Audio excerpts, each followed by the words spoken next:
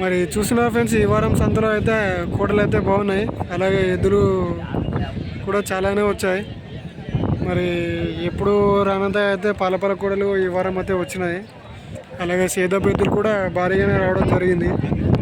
చూస్తున్నారు కదా, ఇవైతే భారీ సైజులు అయితే ఉన్నాయి. మరి వీటి ధర వచ్చేసి 2,80,000 అయితే చెప్తున్నారు.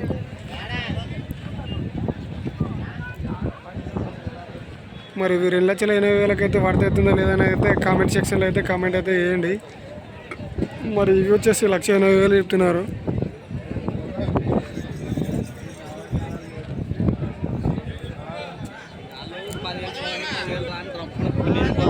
ఇవి 1,30,000 1,45,000 అయితే ఇస్తామంటున్నారు.